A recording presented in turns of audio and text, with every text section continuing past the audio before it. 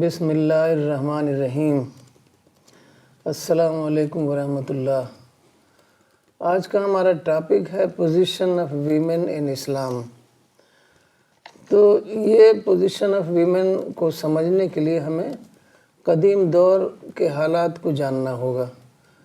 قدیم دور جو تھا وہ ایک ایگریرین سوسائٹی تھا، یعنی ایگریکلچر ایج تھا وہ۔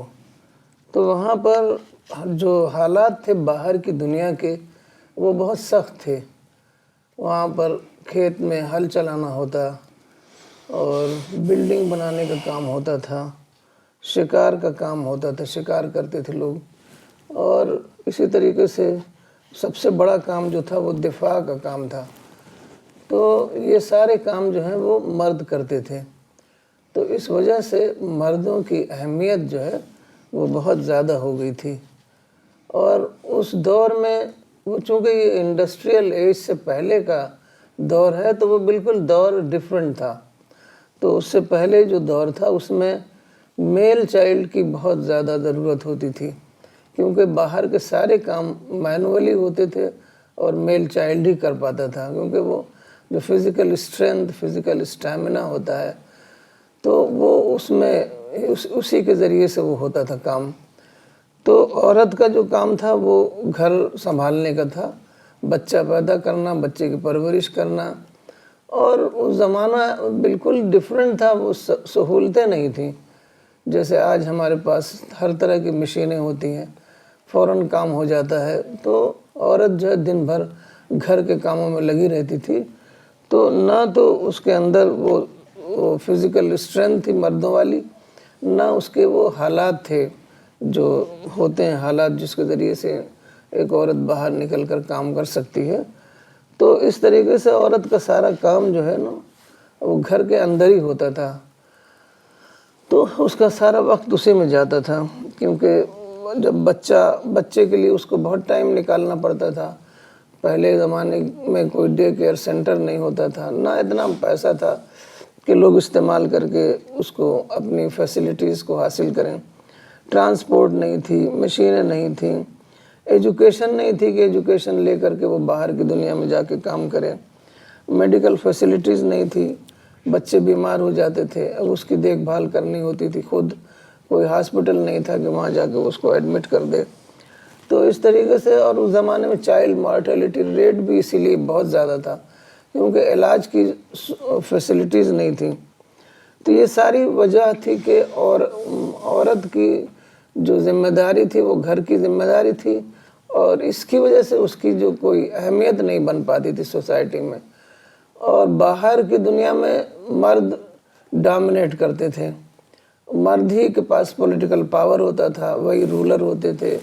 اور جو مذہبی پیشوا، کنگشپ میں سب سے بڑی جو چیز تھی وہ پولیٹیکل پاور تھا، اور اس کے بعد جو تھا وہ مذہبی پیشوا کا درجہ تھا۔ تو مذہبی لوگ جو ہیں، پریسٹلی کلاس جو ہے وہ بھی سب مردوں پر ہی ہوتی تھی، مرد ہی ہوتے تھے پریسٹس۔ تو اس طریقے سے پوری باہر کی دنیا پر مردوں کا قبضہ تھا، اور یہ تو ایک وجہ تھی جس کی وجہ سے عورتوں کا درجہ بہت ہی کم تھا، یعنی بس وہ گھر کے اندر کام کرے۔ تو اس دوسری وجہ جو تھی وہ یہ تھی کہ وہ ایج تھا جو سپرسٹیشن کا ایج تھا۔ سائنس سے پہلے کا جو ایج تھا وہ سپرسٹیشن کا ایج تھا۔ انسان ہمیشہ یہی چاہتا ہے کہ چیزوں کو ایکسپلین کرے، تو اب سائنس نہیں تھی تو وہ ایکسپلین کرتا تھا توہم سے، توہمات، طرح طرح کے توہمات تھے، پوری انسائکلوپیڈیا ہے مائتھالوجی پہ۔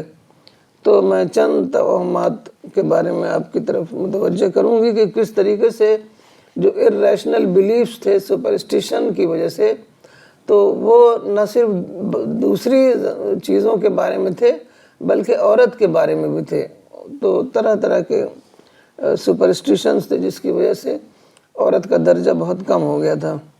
اب مثال کے طور پر زلزلے آتے ہیں، اب لوگ نہیں سمجھ پاتے تھے کہ زلزلہ کیوں آتا ہے۔ تو سب سے پہلے تو یہ تھا کہ زمین گول ہے، وہ گھوم رہی ہے اپنے آربٹ پر، گریوٹی کی وجہ سے وہ اپنے آربٹ پر رہتی ہے، تو یہ سب لوگوں کو معلوم نہیں تھا۔ وہ کہتے تھے، کبھی کہتے تھے کوئی جائنٹ جو ہے نا اس کو اپنی سینگ پر لے کر کھڑا ہوا ہے، کبھی کہتے کوئی جانور ٹرٹل لے کر اس کو کھڑا ہوا ہے، کبھی کہتے کہ وہ جو ہے گاڈس اس کو لے کر کھڑے ہوئے ہیں۔ تو جب گاڈس غصہ ہو جاتے ہیں تو غصے میں جھٹک دیتے ہیں تو اس میں زلزلہ آ جاتا ہے، کوئی جانور تھک جاتا ہے سائڈ بدلتا ہے تو زلزلہ آ جاتا ہے۔ تو اسی طریقے سے سب طرح طرح کے سپرسٹیشنز تھے۔ یہ بھی سپرسٹیشن تھا کہ زمین کو بخار آتا ہے تو بخار میں تھرتھری ہوتی ہے، تو وہ تھرتھری جو ہے نا وہ زلزلے کی شکل میں آتی ہے۔ تو اسی طریقے سے یہ تو چند پوری انسائکلوپیڈیا ہے سپرسٹیشن پر۔ تو سورج گرہن، چاند گرہن کے بارے میں اسی طریقے سے تھا کہ چائنا میں تھا کہ بہت ہی ہیوج ڈریگن ہے اور وہ کبھی کبھی غصہ ہو جاتا ہے، وہ زمین کو نگل لیتا ہے، تو تمام لوگ باہر ایک بڑے میدان میں آ کے چیختے ہیں، زور زور سے شور مچاتے ہیں، تو وہ ڈر کے مارے وہ نکال دیتا ہے زمین کو۔ تو دوسرا جو تھا کہ کوئی بڑا آدمی مرتا ہے تو سورج گرہن، چاند گرہن ہوتے ہیں، وہ غم مناتے ہیں بڑے آدمی کی موت پر، خاص طور پر بادشاہ یا اس کی فیملی کے لوگ۔ تو یہ زمانہ تھا، یہی زمانہ جو تھا سپرسٹیشن کا، اسی انداز میں عورت کے پوزیشن کو بھی، عورت کے حیثیت کو بھی ایکسپلین کیا گیا۔ تو مثال کے طور پر گریس جو کہ بہت زیادہ وہاں پر علم، سارا وہیں سے علم نکلا ہے، تمام چیزوں پر آپ کو بڑے بڑے فلاسفرز پیدا ہوئے، لیکن وہ فلاسفرز کیا تھے؟ وہ دور ہی سپرسٹیشن کا تھا، وہ بھی انہی چیزوں کو مانتے تھے کیونکہ آبزرویشن، ویریفیکیشن یہ کچھ نہیں ہوتا تھا، بس ایک فرض کر لیا جاتا تھا۔ یہ آبزرویشن اور ویریفیکیشن تو یہ سب سائنس سے پہلے، مطلب سائنس نے تو بعد میں یہ کام کیا ہے، اسلام نے یہ سب بتایا۔ اسلام نے ایک جو مائنڈ سیٹ بنایا، جو سوچ بنائی کہ صرف خدا ایک ہے اور باقی تمام کریشن جو ہے اس کو ہم ایکسپیریمنٹ کر سکتے ہیں، اس میں وہ اللہ نے ہمارے لیے بنائی ہے۔ تو اس کے اثر سے ہی سائنس کی شروعات ہوئی۔ تو پہلے زمانے میں جبکہ اتنے بڑا فلاسفر تھا ارسطاٹل، اس نے کہا، کیونکہ یہ بالکل ایکسیپٹڈ ایکسیم تھا کہ عورت کو عقل کم ہوتی ہے، کیونکہ عورت کو ایکسپوجر ہی نہیں تھا، ایجوکیشن نہیں تھی، وہ ماحول ہی نہیں تھے کہ عورت کچھ لرننگ کر سکے، تو وہ سمجھتے تھے عورت کی عقل ہی کم ہے۔ اب جیسے کسی بھی کو آپ پڑھائیں لکھائیں نہیں، اس کو کوئی ماحول نہ دیں سیکھنے کا، تو کہاں سے سیکھے گا؟ تو ایسی عورت کو کوئی ماحول ہی نہیں تھا کچھ لرننگ کرنے کا، تو وہ کہتے تھے عورت کی عقل ہی کم ہے، تو اس کو یہ بالکل ایکسیپٹڈ تھا۔ تو ارسطاٹل نے کہا کہ عورت کے دانت کم ہوتے ہیں اس لیے اس کی عقل کم ہے، تو دانت کو عقل سے جوڑتے تھے۔ تو برٹن رسل نے اس کا مذاق اڑایا ہے کہ اس کے 2 بیویاں تھیں، دانت گن نہیں سکتا تھا۔ تو یہ زمانہ تھا کہ ویریفیکیشن وغیرہ نہیں کرتے تھے، یہ تو سب سائنس سے آیا ہے کہ آبزرویشن اور ویریفیکیشن پر اتنا زیادہ زور دیا گیا۔ تو یہ زمانہ تھا، تو یہی جو توہماتی دور تھا اس کا اثر جو ہے عورت کی پوزیشن پر بڑھا، اور عورت چونکہ اس کا ماحول ہی وہی تھا تو کوئی بڑا رول وہ سوسائٹی میں کر نہیں پاتی تھی، تو اسی حساب سے اس کے بارے میں کہانیاں مشہور ہوئیں۔ اور سب سے پہلی کہانی جو گریک مائتھالوجی میں ہے کہ ایک عورت تھی پینڈورا، تو اس کو زیس نے بنایا تھا۔ زیس ایک گاڈ تھا، کنگ آف گاڈز، تو اس نے بنایا، پھر اس کو زمین پر بھیجا، تو وہ اپنے ساتھ ایک باکس لے کر آئی۔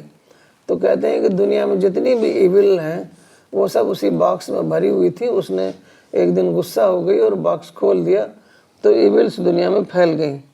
حالانکہ اسلام نے بتایا کہ انسان کو آزادی دی گئی ہے، تو وہ ایکسرسائز کرتا ہے، اس کو کبھی یوز کرتا ہے، کبھی مس یوز کرتا ہے، اور اسی سے ساری برائیاں پیدا ہوتی ہیں۔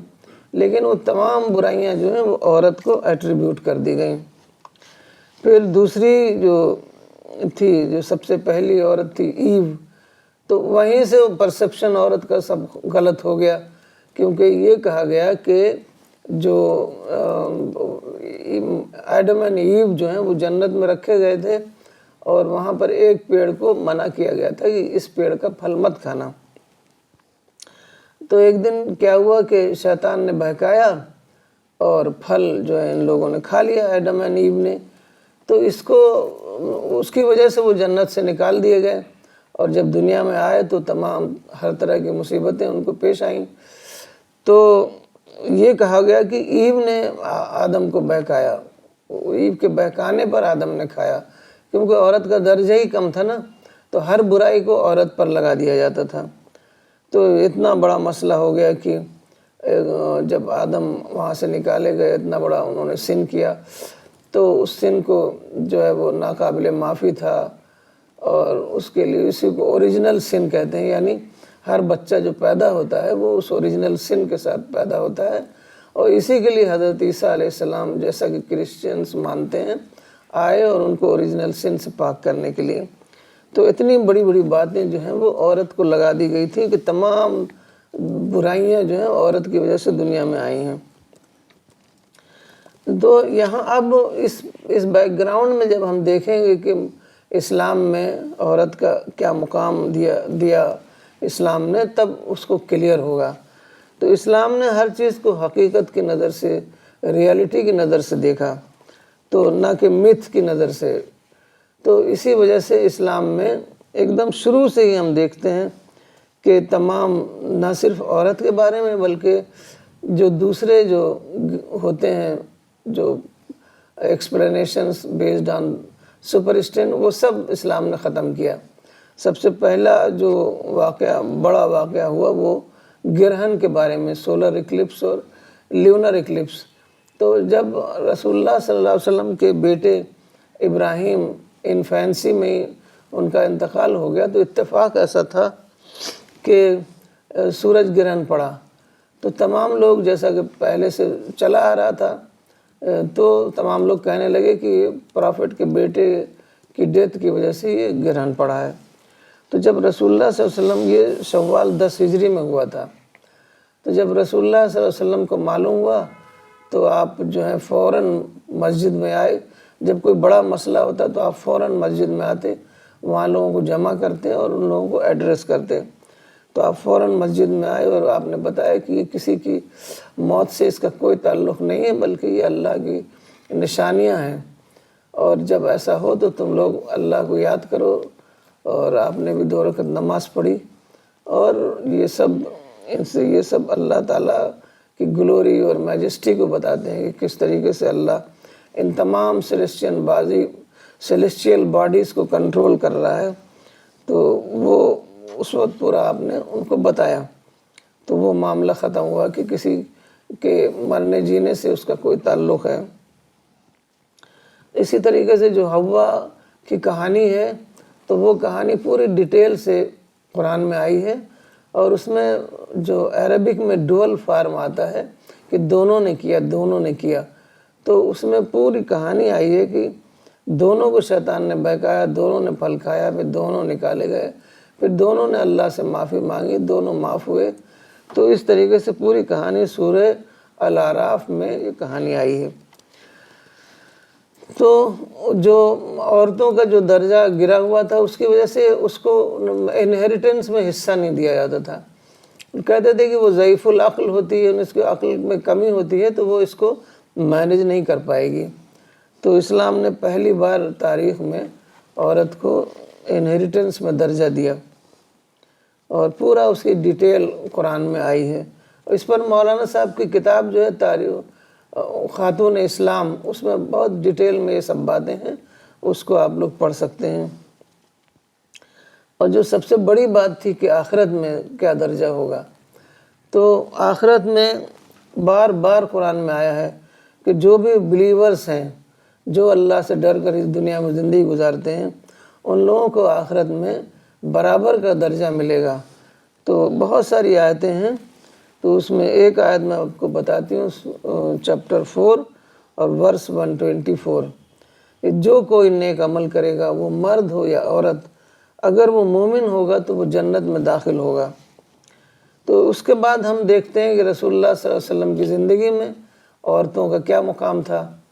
تو آپ نے عورت کو پورا درجہ دیا، یہاں تک کہ آپ کی جو پہلی وائف تھی حضرت خدیجہ، تو جب آپ وہ پرافٹ بنایا گیا تو جب آپ نے نماز پڑھنی شروع کی تو انہوں نے آپ کے ساتھ نماز برابر آپ کے ساتھ وہ نماز میں شریک ہوتی تھیں۔ آپ نے کبھی نہیں کہا کہ نہیں عورتوں کے لیے یہ نہیں ہے، جبکہ پہلے زمانے میں یہ سب مردوں کے لیے تھا، عورتوں کو بس خالی گھر میں کام کرنا ہوتا تھا۔ تو خدیجہ بزنس بھی کرتی تھی، اس کے لیے بھی کبھی آپ نے ان کو منع نہیں کیا۔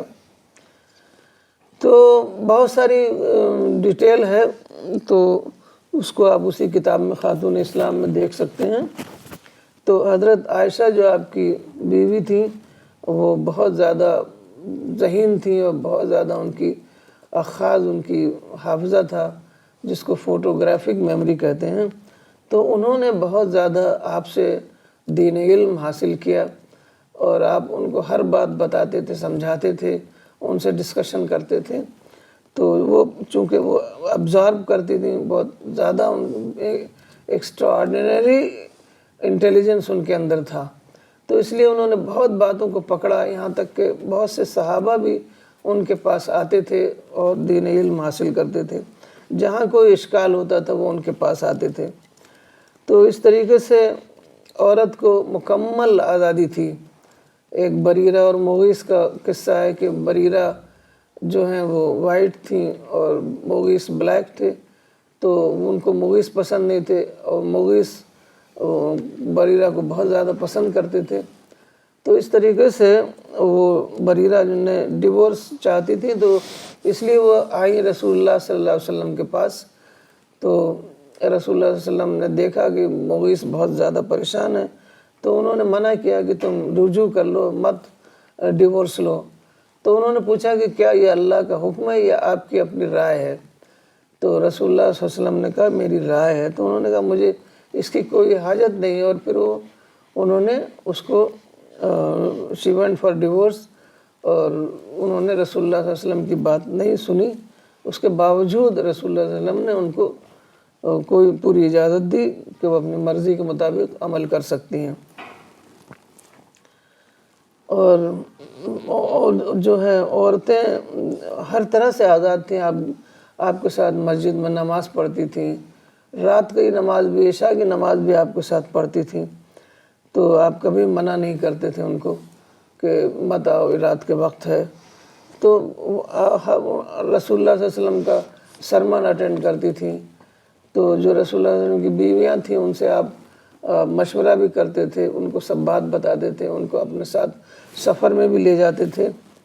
تو ایک بہت ہی دلچسپ واقعہ ہے کہ ایک بار آپ حج کے موقع پر جو آپ کے ساتھ جو سواری پہ فضل ابن عباس بیٹھے ہوئے تھے، تو فضل ابن عباس جو ہے کافی ہینڈسم تھے۔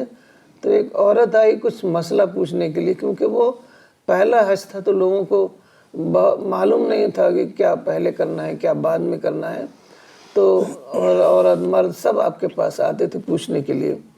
تو کوئی عورت آئی، وہ بھی خوبصورت تھی، اور دونوں ایک دوسرے کو دیکھنے لگے۔ تو رسول اللہ صلی اللہ علیہ وسلم نے عورت کو کچھ نہیں کہا، یہ خاص بات ہے، عورت کو کچھ نہیں کہا، فضل ابن عباس کو ایسے انہوں نے ایسے کر دیا، تو ہاتھ بس چہرہ پھیر دیا۔ اور ایسی ایسی کتابیں لکھی گئی ہیں کہ اگر کوئی مرد جو ہے عورت کو گھورے تو 50 مرد وہاں ہونے چاہیے جو اس مرد کی آنکھ نکالنے کے لیے۔ تو ایسی ایسی کتابیں اسلام میں لکھی گئی ہیں، اور دیکھیے رسول کا اسوہ کیا ہے۔ عورت کو تو کچھ کہا ہی نہیں، اور صرف مرد کو کہا کہ چہرہ اپنا ادھر کر لو۔ تو عورتوں کو پوری آزادی تھی، اور چہرہ بھی نہیں ڈھکتی تھی، جب نماز میں جاتی تھی چہرہ نہیں ڈھکتی تھی، حج کرتے ہیں چہرہ نہیں ڈھکتے، تو عام زندگی میں چہرہ ڈھکنے کا کوئی مطلب ہی نہیں ہے، تو چہرے کا پردہ نہیں ہے۔ یہ تو جو لوکل کلچر تھا اس کے اثر سے لوگوں نے یہ چہرے کا پردہ کیا، ہاتھ کا پردہ کیا۔ یہ لوکل کلچر ہے، یہ اسلام نہیں ہے۔ تو عورتیں یہاں تک کہ میدان جنگ میں بھی جاتی تھیں، وہاں مرہم پٹی کرتی تھیں، اور جو لوگ وہاں ہوتے تھے ان کے لیے اور انتظام بھی کرتی تھیں. تو عورتوں کے لیے کوئی بھی رکاوٹ نہیں تھی, یہاں تک کہ ہر طرح سے ان کو موقع دیا گیا تھا کام کرنے کا. تو جو مسئلہ تھا وہ یہ تھا کہ زمانہ تھا, اس زمانے میں اصل میں ایسا ہوا کہ اس وقت عرب میں تو پوری آزادی تھی. عرب میں پہلے بھی عورتیں آزاد تھیں اور رسول اللہ صلی اللہ علیہ وسلم کے زمانے میں بھی آزاد تھیں, لیکن بعد میں ایسا ہوا کہ تمام کنورٹس ہوئے, پورا ایران اسلام لے آیا. تو وہ جو اور اسلام میں پردہ بہت زیادہ تھا, تو وہاں سے لوگوں میں وہ کنورٹ کے انفلوئنس سے پردہ ہونے لگا اتنا زیادہ. ورنہ بس سنجیدگی جو ہے وہ ضروری ہے.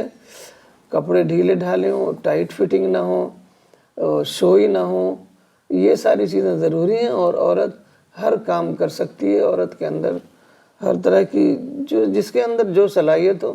مرد کے اندر بھی ہر مرد ہر کام نہیں کر سکتا, تو اپنی صلاحیت کے اعتبار سے عورت ہر کام کر سکتی ہے. اسلام میں بالکل بھی کسی طرح کی اس کو کسی کام کے لیے اس کو منع نہیں کیا گیا ہے. اور رسول اللہ صلی اللہ علیہ وسلم کے اسوے سے ہمیں یہی پتہ چلتا ہے.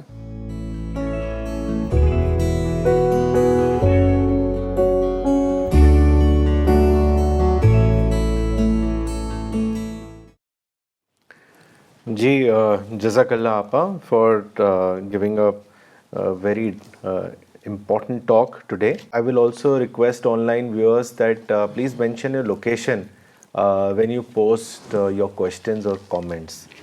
آپا یہ سوال میرٹھ سے بھیجا ہے مس شبانہ نے. انہوں نے لکھا ہے کہ بہت سی باتیں واضح ہوئیں آج کے ٹاک سے. کئی لوگ ہم سے یہ پوچھتے ہیں, خاص کر non Muslims, that how did the prophet of Islam elevate the position of women. اس کے بارے میں بتائیں. اب رسول اللہ صلی اللہ علیہ وسلم نے یہی کیا کہ ہر موقع پر عورتوں کو پارٹیسپیشن الاؤ کیا. اب عورتیں نماز پڑھنے جاتی تھیں, سرمن اٹینڈ کرتی تھیں, میدان جنگ میں جاتی تھیں, بزنس کرتی تھیں. کبھی آپ نے منع نہیں کیا ان کو. ایک بار ایک صحابیہ نے کہا کہ بہت سارے مرد ہوتے ہیں تو ہمیں آنے میں ہیزیٹیشن ہوتا ہے, تو ہمارے لیے کوئی الگ ٹائم مقرر کر دیجئے. تو آپ نے ان کے لیے الگ ٹائم مقرر کیا. تو ہر طرح سے آپ نے ان کو موقع دیا کام کرنے کا. تو یہی اب وہ زمانہ دیکھیے, وہ زمانہ دوسرا تھا. باہر کی دنیا میں عورت کے لیے کچھ کام نہیں تھا, تو جو اویلیبل اپرچونٹیز تھی تو اس میں آپ نے کبھی منع نہیں کیا. ایک دہدہ تھیں, ایک بار ان کے ہسبینڈ نے انہوں نے اپنا باغ جو ہے وہ وقف کر دیا. اسلام کوئی ضرورت تھی وہاں, تو انہوں نے کہا میں نے اپنا باغ دے دیا. تو اس وقت جب وہ گئے اپنے باغ میں, تو وہاں دہدہ بیٹھی ہوئی تھیں, یعنی باغ کا کام کر رہی تھیں. تو وہاں بیٹھی ہوئی تھی. انہوں نے کہا کہ یہ باغ ہم نے اللہ کے لیے دے دیا ہے, اب تم یہاں سے چلی جاؤ. تو وہ بھی بہت ہی شوق سے, بہت خوشی سے وہ وہاں سے باغ چھوڑ کر چلی آئیں. تو ہر کام کرتے تھے, اور کبھی بھی رسول اللہ صلی اللہ علیہ وسلم نے ان کو منع نہیں کیا. صرف ایک بار حضرت اسما, حضرت ابوبکر کی بیٹی تھی, جو بہت ہی باریک کپڑا پہن کے آئی تھی, تو آپ نے منع کیا تو کہ ایسا کپڑا نہیں پہننا ہے.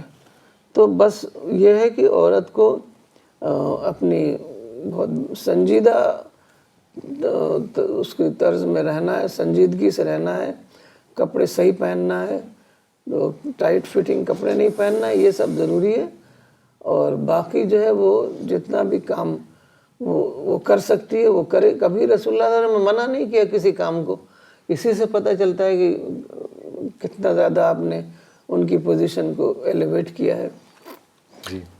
آپا میں اس میں ایک رسول اللہ کا ایک سینگ ایڈ کروں گا, حدیث. رسول اللہ صلی اللہ علیہ وسلم نے حضرت عدی بن حاتم کو کہا تھا کہ اگر تمہاری زندگی لمبی ہو تو تم دیکھو گے کہ ایک عورت حیرہ سے نکلے گی اور کعبہ اکیلے جا کر کسی کی پناہ لیے بغیر طواف کرے گی۔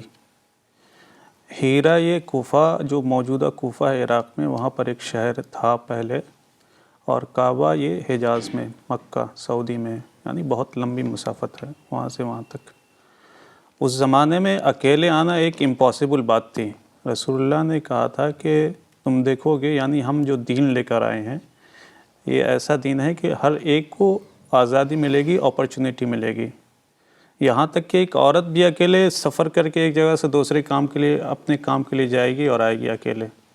تو یہ صرف سفر کی بات نہیں بلکہ ہر چیز کے لیے یہ ایک نمائندہ مثال ہے کہ رسول اللہ نے کیسے ہر ایک کے لیے موقع کھولا تھا۔ تو یہ سمجھنے کی بات ہے ہم کو۔ جی اب دیکھیے آج کہا جاتا ہے کہ بغیر محرم کے ہم کہیں جا نہیں سکتے، اب یہ دیکھیے کتنا کلیئر مثال ہے، حالات کے حساب سے ہوگا۔ اگر حالات سیف نہیں ہیں تو ہمیں اکیلے نہیں جانا چاہیے۔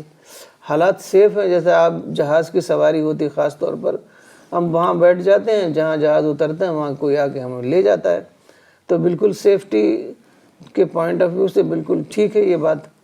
تو یہ ہم لوگوں نے رسول اللہ صلی اللہ علیہ وسلم کی مثالوں کو لوگوں کو نہیں بتایا، بلکہ جو فقہا نے جو ہمیں بتایا ہے بس ہم اتنا ہی جانتے ہیں۔ تو ہمیں we will have to go back to the life of the Prophet and to his examples. Only then we can return to the pristine original Islam. Ji, in fact, Apa, I would also like to narrate, one or two hadiths which very clearly shows that in Islam the position of women is actually higher and definitely not lower. Like Quran میں بھی جیسے آپ آیا کہ you are member one of another, so it is like according equal status. And Prophet once narrated a very important thing. He said that the best person of religion is one who excels in character, and the best among you is one who treats his women folk best. So this is very clear in terms of that the position of women in Islam is very high. And آپا جو ایک اور incident اور جو حدیث ہے کہ ایک شخص رسول اللہ کے پاس آیا اور اس نے پوچھا کہ who deserves the most respect among my parents, تو رسول اللہ نے کہا یور مدر۔ انہوں نے دوبارہ پوچھا کون، انہوں نے دوبارہ کہا مدر، 3 بار انہوں نے مدر کہا، چوتھی بار جب اس شخص نے پوچھا تو انہوں نے کہا your father. And we all know that the ultimate of Islam is to guide mankind to pass the test of life and become a deserving candidate of paradise. So, when Prophet said that heaven lies at the feet of mothers, اس سے زیادہ بڑی بات اور نہیں ہو سکتی۔ اور مولانا صاحب نے وہ صحیح ایکسپریشن یوز کیا تھا اپنی رائٹنگ میں that ladies first was used in the modern time, but when you look at these verses and these sayings of the Prophet, he said that this expression of ladies first was established in Islam at the very outset. So it is very wrong to say that the position of women in Islam is weak.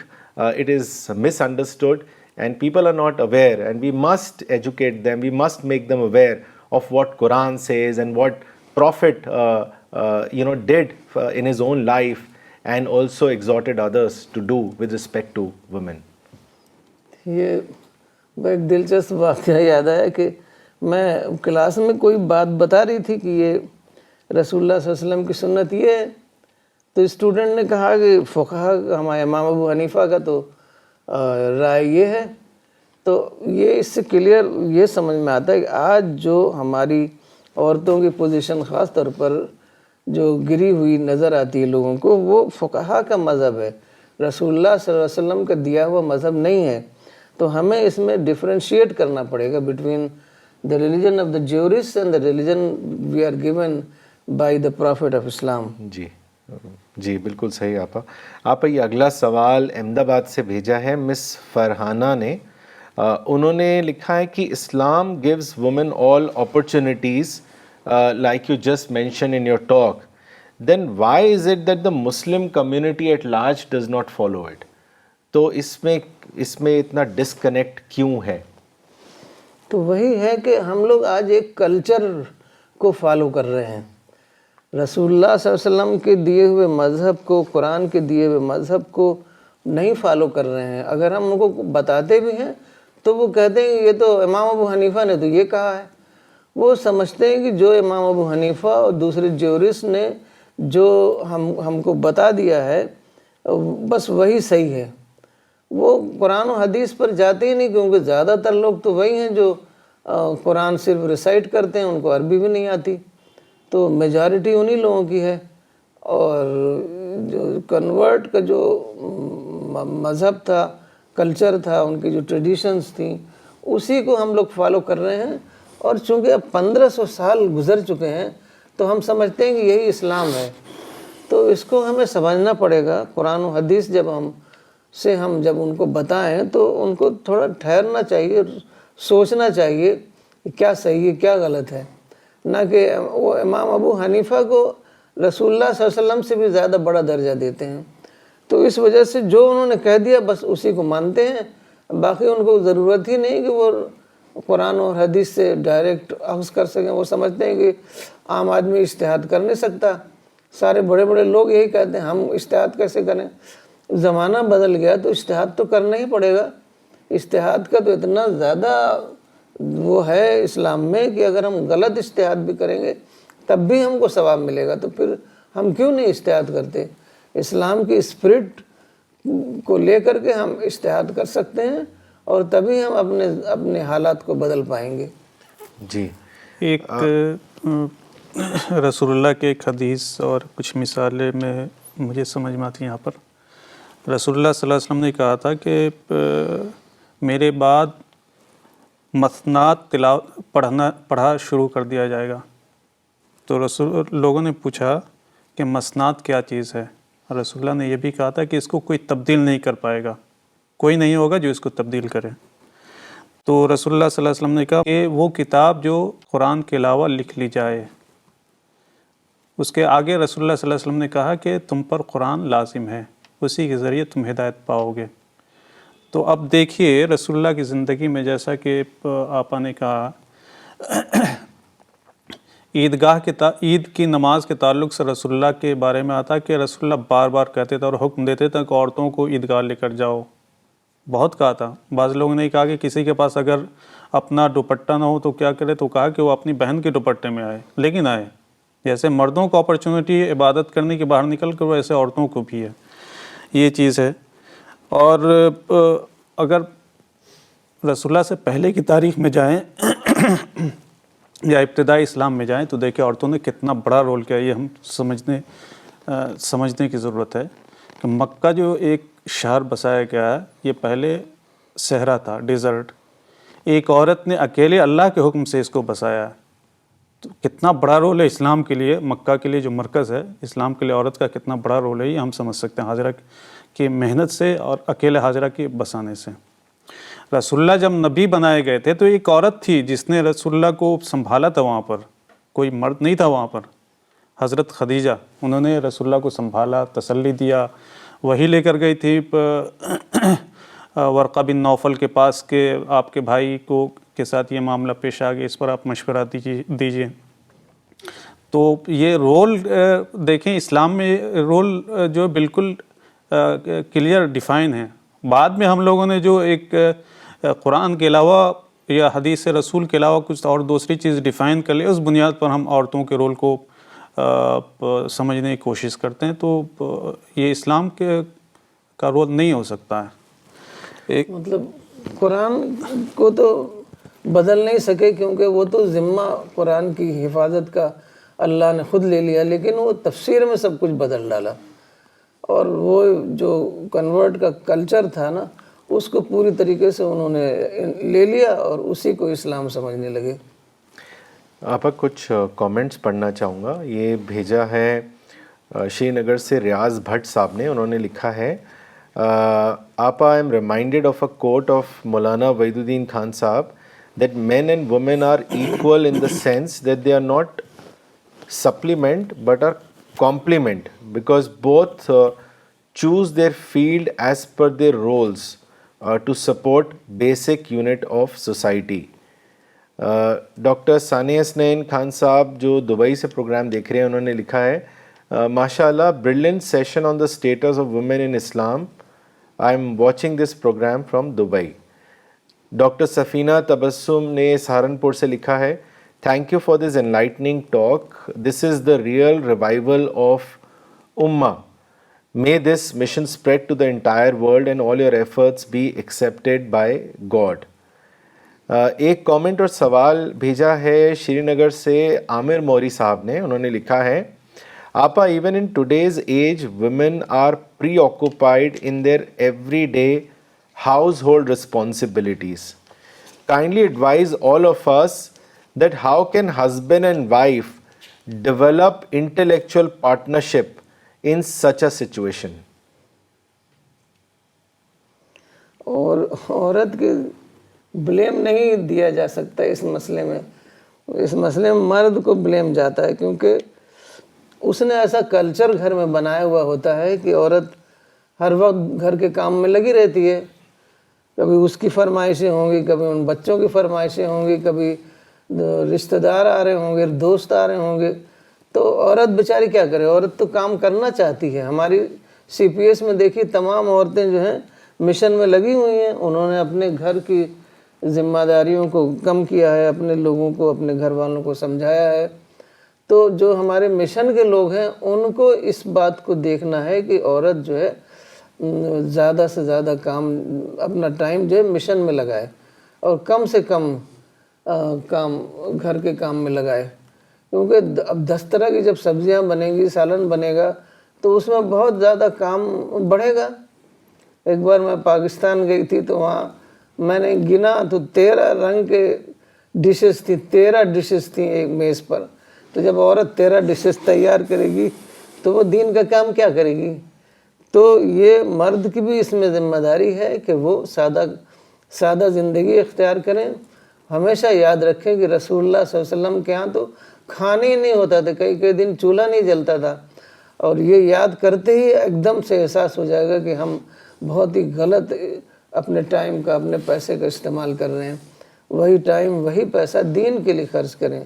تو عورت مرد کی مددگار بنے اور مرد عورت کی مددگار بنے. ایک یہاں پر مولانا کا کوٹ ہے سمپل لیونگ ہائی تھنکنگ.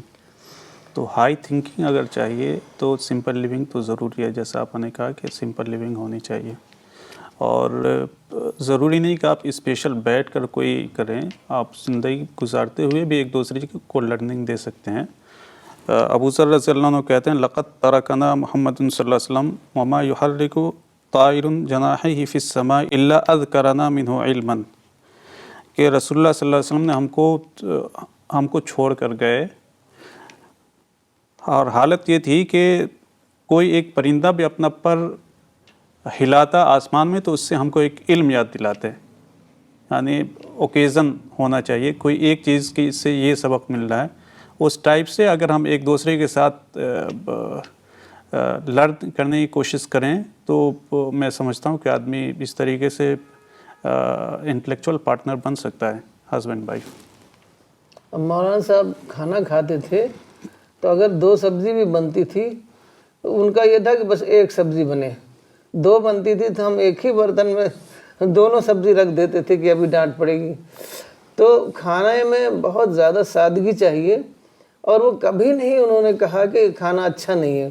جو بھی کھانا ہوتا تھا وہ کھا لیتے تھے. اگر فرض کریے نمک بھی نہیں پڑا ہوا ہے تو وہ کھا لیتے تھے. وہ نہیں کہتے تھے کہ دیکھو اس میں نمک نہیں ہے, اس میں مرچا نہیں ہے.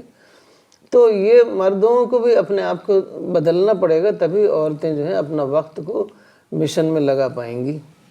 اور آپا ایک امپورٹنٹ چیز ہے کہ جیسے کہ آپ سب لوگ جانتے ہیں کہ مولانا یہ تو کہتے ہی تھے ہمیشہ کہ مرد اور عورت ایک دوسرے کے انٹلیکچوئل پارٹنر ہیں. ایک بار انہوں نے اس کو اور آگے بڑھایا بھی. انہوں نے کہا کہ میں انٹلیکچوئل پارٹنر تو کہتا ہوں لیکن میں یہ کہوں گا کہ وہ ایک دوسرے کے ٹریننگ پارٹنرز ہیں. اینڈ پھر انہوں نے اس کو واضح بھی کیا کہ اللہ تعالیٰ نے سب انسانوں کے اندر افیکشن ڈالا ہے. And for an husband and a wife they can be each other's sympathetic critic. because we all have weaknesses, but we don't know about our weakness until the other person shows us our weakness or talks about it. And who can be a better person than your own intellectual companion, like a husband or a wife? तो मौलाना साहब ने समझाते हुए कहा कि they both are like cog wheels to one another, and God has created man and woman with different abilities. What is important is that we must discover each other's ability and go hand in hand.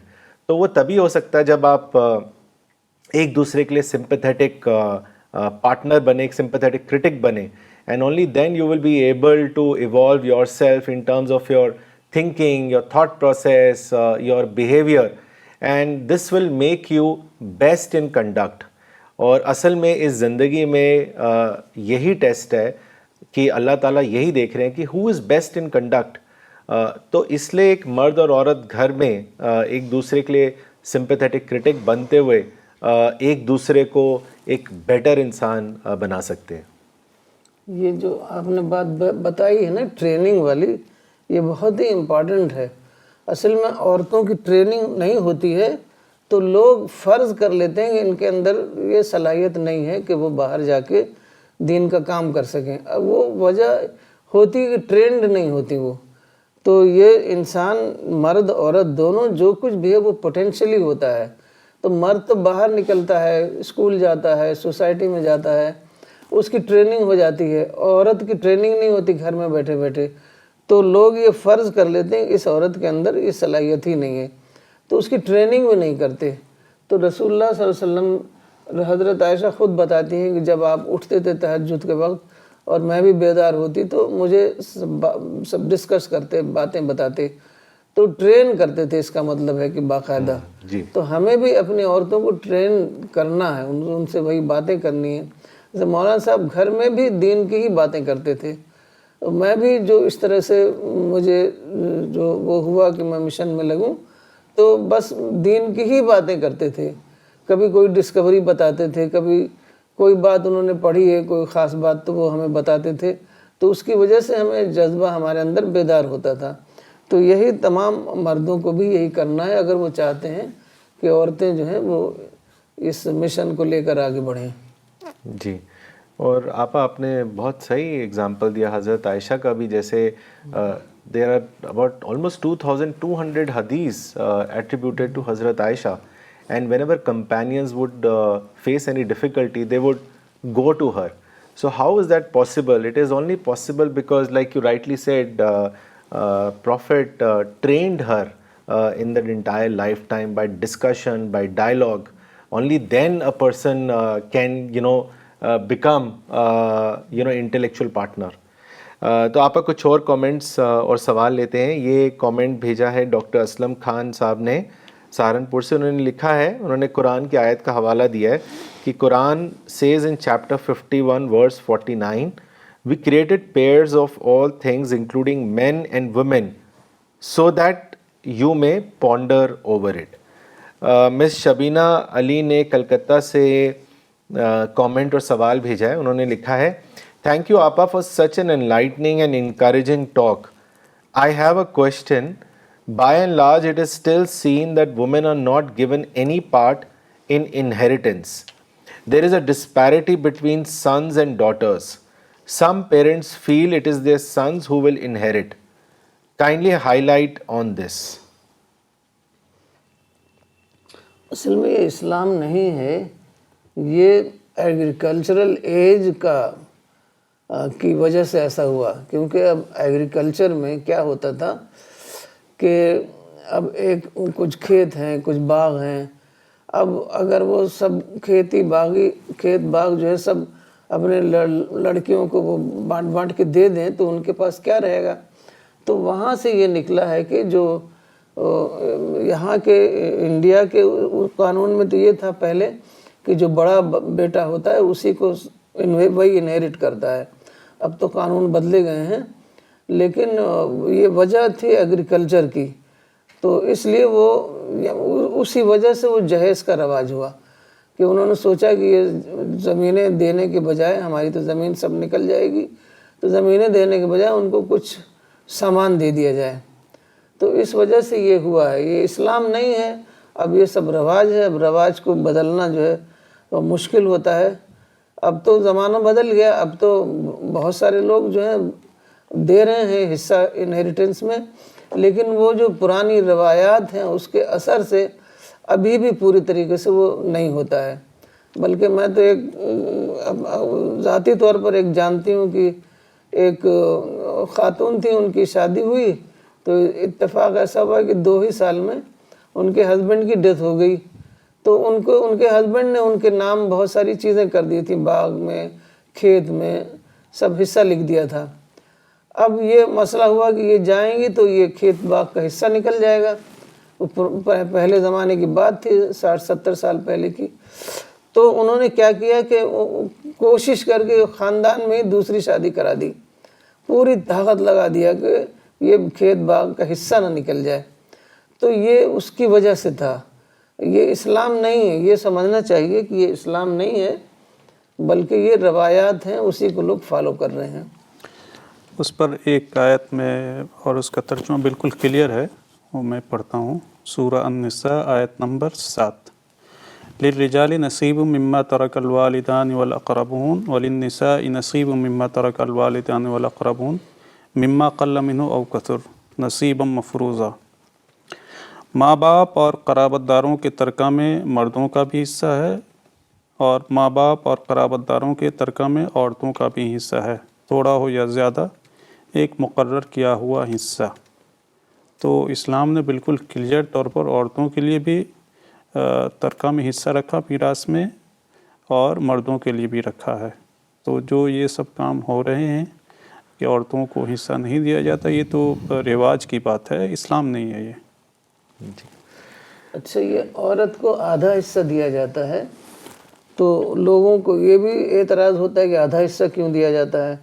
तो इसका बहुत ही rational answer है कि औरत जहाँ शादी करके जाएगी तो वहाँ पर उसको आधा हिस्सा मिलेगा, वहाँ भी हिस्सा मिलेगा। तो ये आधा हिस्सा मिलकर उसको मर्द से भी ज़्यादा हिस्सा हो जाता है। तो इस्लाम में बिल्कुल ही रीज़न बेस्ड है हर चीज़, सिर्फ समझने की ज़रूरत होती है।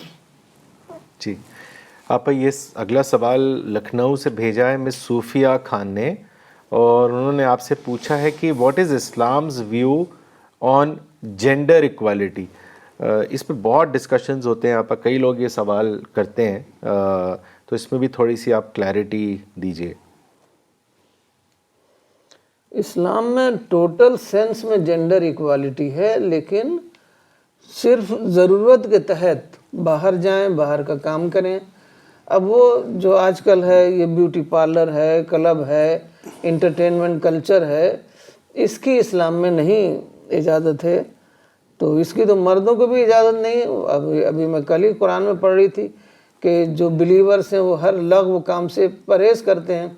तो ये सब लग़्व काम है, इससे परहेज़ हमें करना है, तो इसी की इजाज़त नहीं। बाकी इस्लामी स्पिरिट को बरकरार रखते हुए वो हर तरह से उसको मुकम्मल आज़ादी है, घर में भी और घर के बाहर भी।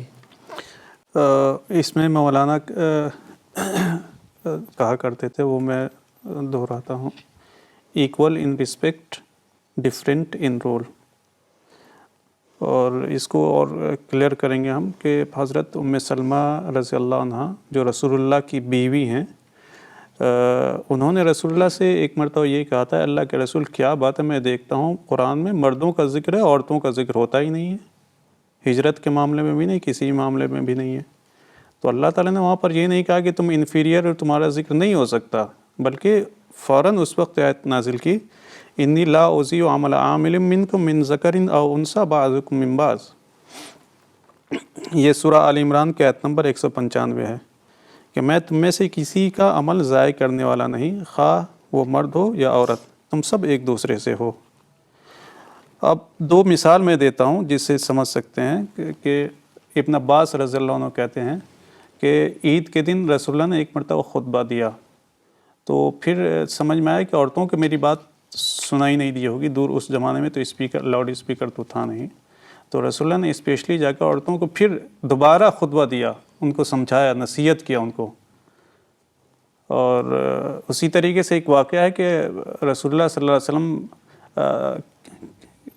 کا طریقہ تھا کہ جب بھی سفر میں جاتے تو اپنی بیویوں میں سے ایک بیوی کو لے جاتے تھے. تو ایک مرتبہ سفر میں گئے تو حضرت عائشہ ساتھ تھیں, تو ان کے ساتھ انہوں نے مسابقت کیا, دوڑ لگائی وہاں پر. آج اگر میں عالم ہوں تو میں سمجھتا ہوں کہ آج اگر ایسا کوئی کرے, خاص طور سے عالم کرے, تو بہت باتیں بنیں گے, لیکن رسول اللہ نے ایسا کیا ہے, ایک مرتبہ نہیں بلکہ کئی مرتبہ کیا ہے. تو ایسا نہیں ہے کہ اسلام نے دبایا یہ کیا, یہ تو بات کا واقعہ. اگر ہم قرآن و حدیث کو پڑھیں تو ایسے بہت ساری مثالیں ملتی ہیں. دیکھیے حضرت مریم پر پورا چیپٹر ہے, مطلب سوائے رسول اللہ صلی اللہ علیہ وسلم اور سوائے پرافٹ کے نام پر چیپٹرز ہیں, لیکن ایک عورت کے نام پر پورا چیپٹر ہے حضرت مریم. اور 3 اس میں ہے حدیث میں کہ 3 مثالی عورتیں, اس میں حضرت خدیجہ, حضرت مریم اور حضرت آسیہ. تو مثالی عورتوں پر کے نام پر بھی عورتیں ہیں, جبکہ مردوں کے نام پرافٹ کے علاوہ نہیں کوئی دیا گیا ہے کہ یہ مثالی مرد ہیں. تو کوئی بھی کسی لحاظ سے بھی درجہ کم نہیں ہے. صرف ہمیں یہی سمجھنا ہے کہ اس زمانے میں مواقع کم تھے, اس وجہ سے عورتیں اتنا کام نہیں کر سکیں جتنا کہ اسلام نے ان کو اجازت دی تھی. تو وہ زمانے کی وجہ سے ہے, نہ کہ اسلام کی وجہ سے. جی مولانا وحید الدین خان صاحب کہتے تھے کہ potentially every man is a superman and every woman is a superwoman. What is required is that insatiable desire in both of them to convert this potential into actual. اور جیسے ابھی فراد صاحب نے بھی کہا کہ chapter 3 of the Quran says کہ God very clearly says that I will not deny any reward of man and woman for their labor. I will not deny the reward of a man and woman for the labors that they do. So what is important is like Maulana Sahab mentioned and what Farhad Sahab reminded, that equal in respect and different in role. What man and woman must do is that they have to understand their role, their abilities, and convert that into an actual action. آپ اگلا سوال لیتے ہیں. یہ doctor نغمہ صدیقی نے بھیجا ہے دلی سے. انہوں نے لکھا ہے, مولانا emphasize the role of women in the CPS mission. How are women taking the mission forward? اس کے بارے میں بتائیں. جی مولانا صاحب نے 20 سال جو ٹریننگ کی ہے CPS میں, جو ایڈریس کرتے تھے, اس میں بہت ساری عورتوں نے حصہ لیا اور ریگولر اس میں پروگرام میں آتی تھیں. تو مولانا صاحب نے ہمیشہ ان کو برابر کا درجہ دیا, ان کو ایڈریس کیا, ان کے سوالات کو سنتے تھے, جواب دیتے تھے, اور ان کو انکریج کرتے تھے کہ آپ کام کریے دین کا. تو اس طریقے سے بہت ساری لیڈیز جو ہیں وہ تیار ہوئیں, اور سب لوگ اپنی اپنی جگہ پر کام میں لگے ہوئے ہیں, ہر طرح کا کام کر رہے ہیں, چاہے وہ ریٹن ورک ہو, چاہے وہ اسپیکنگ کا کام ہو, چاہے وہ اس میں واٹس ایپ گروپ میں کام کر رہے ہیں. تو تمام عورتیں ڈسٹریبیوشن میں کام کر رہی ہیں. تو تمام عورتیں کام میں لگی ہوئی ہیں جنہوں نے مولانا صاحب سے ٹریننگ لی تھی. اور پھر مولانا صاحب کے ویڈیوز ہیں, اس کو سن کر لوگ تیار ہو رہے ہیں. تو یہ تو بہت زیادہ ان کی ٹریننگ ہو گئی.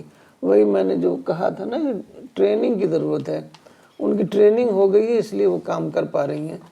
تو ہمیں بھی چاہیے کہ جو اب نئی لیڈیز جو جوائن ہو رہی ہیں مشن میں, ان کی بھی ٹریننگ کی جائے, اس کے لیے ایسے حالات تیار کیے جائیں, پروگرام کیے جائیں, اور ان کی ٹریننگ کی جائے تاکہ وہ اس مشن کو لے کر کے آگے بڑھ جائیں. بہت بڑا یہ مشن ہے, ساری دنیا میں اسلام کا پیغام پہنچانا ہے. تو چند لوگ جو ہیں وہ نہیں یہ کام کر سکیں گے, اس لیے بہت زیادہ ہمیں چاہیے کہ لوگ آئیں اس میں اور اس مشن کو لے کر کے آگے بڑھیں.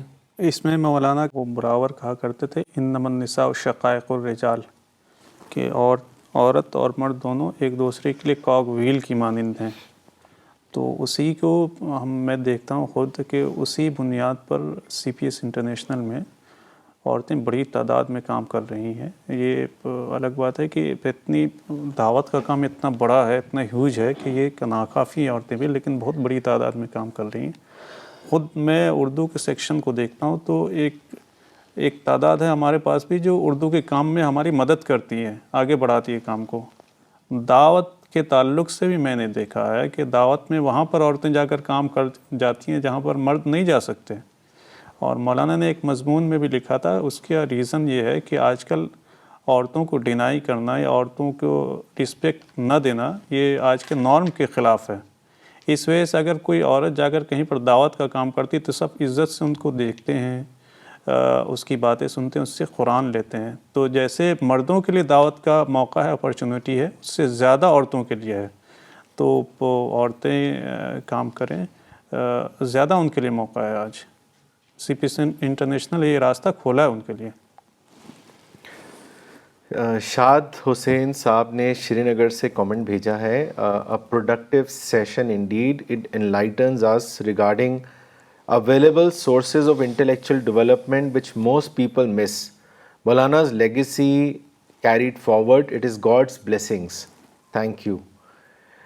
آپ اگلا سوال لیتے ہیں. یہ سوال بھیجا ہے مراد آباد سے مس افشا خان نے. انہوں نے لکھا ہے, any example from the time of Prophet Muhammad that he gave importance to having dialogue and interaction with women in religious or secular matters? تو رسول اللہ صلی اللہ علیہ وسلم کی تو پوری زندگی یہی ہے, آپ نے کبھی بھی ڈسکریمنیٹ نہیں کیا. ہر جگہ ہر پروگرام میں عورتیں شامل ہوتی تھیں. نماز شروع میں تو بہت چھپ چھپ کے نماز پڑھتے تھے پہاڑوں میں, وہاں بھی حضرت خدیجہ ساتھ ہوتی تھی. تو ہر پروگرام میں ساتھ ہوتی تھی. مسجد میں زیادہ تر سارا کام مسجد میں ہی ہوتا تھا. مسجد میں عورتیں ساتھ ہوتی تھیں, بیٹل فیلڈ میں ساتھ ہوتی تھیں, سرمنس سنتی تھیں. تو سارے ہی کام تو اسی میں ڈسکشن بھی ہوتا تھا. اب ہو سکتا ہے کچھ چیزیں ریکارڈ نہ ہوئی ہوں, لیکن برابر ڈسکشن ہوتا تھا, ان سے بات چیت ہوتی تھی. عورتیں ہر سوال آتی تھیں, ہر سوال کے لیے آپ کے پاس آتی تھیں, آپ سے جواب لیتی تھیں آپ سے. تو یہی اس زمانے کا یہ انٹریکشن تھا. اب آج کل کی طرح بڑے بڑے جیسے پروگرام کانفرنسز وغیرہ ہوتی ہیں وہ تو ہوتا نہیں تھا. وہی جو مسجد تھی, مسجد نبوی, وہی مرکز تھی, وہیں پر ساری باتیں ہوتی تھی, وہیں پر عورت مرد سب آپ سے مستفید ہوتے تھے. تو یہی تھا, یہی ڈائلاگ تھا, وہی انٹریکشن تھا. اپنے زمانے کے لحاظ سے کام ہوتا ہے, تو اس زمانے کے لحاظ سے پوری طریقے سے عورتیں جو ہے ہر کام میں شامل ہوتی تھی. آپ نے کبھی کسی کو منع نہیں کیا. یہاں تک کہ عورت اپنا چھوٹا بچہ لے کر آ جاتی تھی نماز پڑھنے, بچہ رونے لگتا, تب بھی آپ نے نہیں کہتے تھے کہ دیکھو بچہ ہمیں ڈسٹرب کرتا ہے, جس کے چھوٹے بچے ہوں وہ نہ آئے. تب بھی نہیں, بلکہ آپ اپنی نماز ہی مختصر کر دیتے. یعنی نماز میں جو قرآن کے پیسیجز پڑھے جاتے ہیں وہ آپ چاہے زیادہ پڑھیے چاہے کم پڑھیے, تو وہ کم پڑھ دیتے کہ بچے کی ماں کو تکلیف نہ ہو. اب اس سے زیادہ تو آج بھی نہیں ہو سکتا ہے جتنا رسول اللہ صلی اللہ علیہ وسلم نے کیا. تو آج تو کوئی بھی جا کے مسجد میں کوئی عورت جائے, اس کا بچہ رو رہا ہو تو وہ تو امام کہیں گے کہ تم کیوں اس کو لے کر آئی ہو یہاں.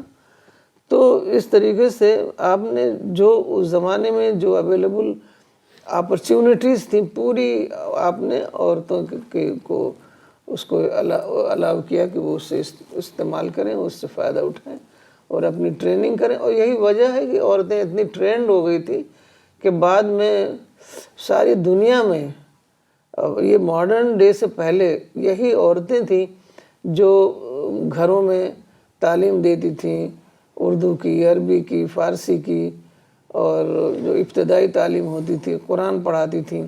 یہاں تک کہ میں نے بھی گھر میں ہی قرآن پڑھا ہے. تو یہ عورتیں ہی سارا کرتی تھیں گھروں میں. یہ سمجھ لیجیے پرائمری اسکول سارے گھر بن گئے تھے. تو بلکہ انگریزوں کے زمانے میں ساری چیزوں کا ریکارڈ تیار ہوا تھا. تو انہوں نے بتایا کہ ایک اسٹیٹ میں کئی لاکھ پرائمری اسکولز ہوتے تھے. تو اور سب سے پہلا اسکول جو ہوتا تھا وہ گھروں میں ہوتا تھا, اور یہ عورتیں جو ہیں بچوں کو تعلیم دیتی تھی، کیونکہ اب پہلے زمانے میں کوئی ٹرانسپورٹ وغیرہ تو تھی نہیں، چھوٹا بچہ جیسے آج گاڑی میں چلا جاتا ہے اسکول، تو وہ تب تو تھا نہیں، تو پرائمری ایجوکیشن ان کو گھر میں مل جاتی تھی، اس کے بعد وہ کسی درسگاہ میں جاتے تھے. تو اسی وجہ سے ہوا کہ رسول اللہ صلی اللہ علیہ وسلم ان کو پوری ٹریننگ دی، پوری طریقے سے ان کو انکریج کیا. Appa, in fact, there is one tradition of Hazrat Aisha which clearly showcases that there was proper interaction, dialogue among women. And Hazrat Aisha, says that tradition is that Hazrat Aisha says that the best women were the Ansar women. Shyness didn't prevent them from questioning regarding religion and acquiring religious understanding. تو اس سے صاف ظاہر ہے کہ اس کا مطلب کہ وہ سوال کرتی تھی، ان کی ریلیجیس انڈرسٹینڈنگ بڑھتی تھی. اور ایک بہت زبردست لیسن جو ہم لوگ حدیبیہ انسیڈنٹ سے لیتے ہیں کہ when prophet signed the treaty unilaterally and then they had to go back. The companions were not happy with the signing of the treaty, and so they were disappointed.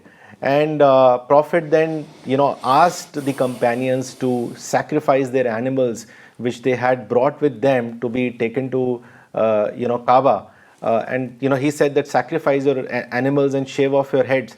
But none of the companions responded. It was the first time that such a response was given by the companions. And at that time it was Hazrat Salma, Prophet's wife, who advised the Prophet that you do it and they will certainly follow you.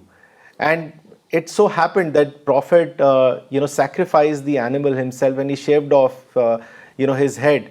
And at that incident, it had such an emotional impact on the companions that they were overwhelmed and they just started following the Prophet.